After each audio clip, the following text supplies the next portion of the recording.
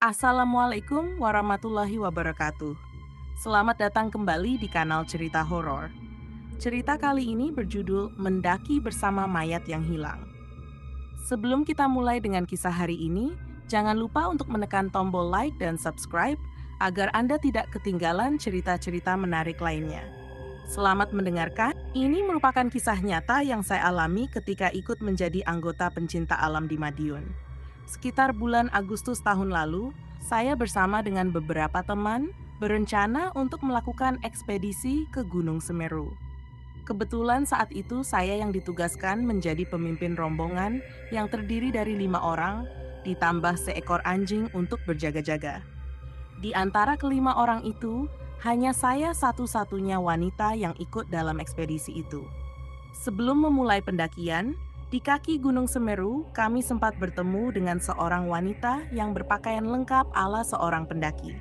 Rupanya wanita yang mengaku bernama Santi itu berniat untuk melakukan pendakian seorang diri. Merasa sama-sama hendak mendaki, akhirnya saya menawarkan pada Santi untuk bergabung dengan rombongan saya. Pada awalnya, beberapa anggota saya sempat keberatan menerima gadis yang masih belia itu untuk bergabung.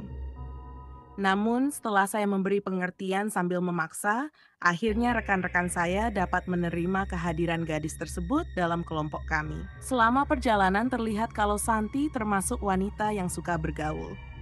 Tak heran, dalam waktu yang relatif singkat, kami sudah dapat saling bercanda, sehingga perjalanan yang seharusnya terasa berat, itu kami rasakan menjadi ringan.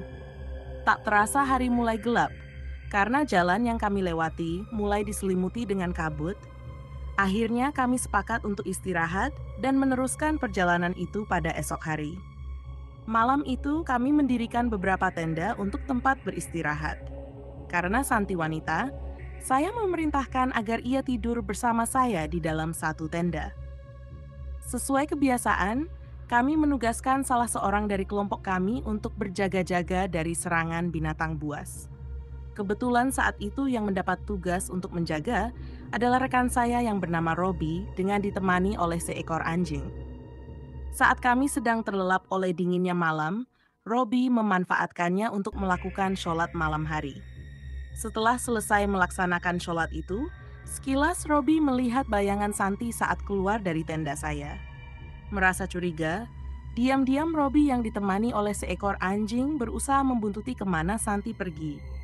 Rasa penasaran yang besar disertai perasaan khawatir akan keselamatan gadis itu membuat Robi terus mengikuti jejak Santi yang mulai ditutupi dengan kegelapan malam.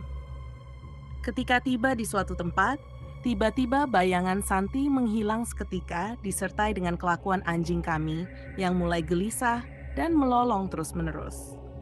Merasa panik kehilangan Santi, Robi memutuskan membangunkan kami semua untuk sesegera mungkin melakukan pencarian. Tapi setelah sekian lama mencari, hasilnya tetap saja sia-sia. Apalagi kondisi cuaca makin bertambah dingin dan gelap. Sudah tak memungkinkan, akhirnya kami menunda pencarian dan akan melanjutkan esok hari. Keesokan harinya, kami kembali meneruskan pencarian. Dalam pencarian tersebut, saya membagi menjadi 2 kelompok. Satu kelompok terdiri dari Robi dan Nano, sedang kelompok kedua terdiri dari saya sendiri, Heri, dan Agus. Selanjutnya, kami mulai melakukan penyisiran secara terpisah di tempat gadis itu menghilang. Setelah sekian lama melakukan pencarian, akhirnya kelompok yang saya pimpin sampai pada bibir jurang Gunung Semeru. Di dasar jurang itu, saya dengan beberapa rekan melihat ada sebuah tas ransel yang tergeletak. Ketika dengan seksama, kami memperhatikan warna dan jenis tas tersebut. Sepertinya ransel itu sama seperti yang dipakai oleh Santi. Rasa penasaran yang besar membuat kami memutuskan untuk menuruni jurang tersebut.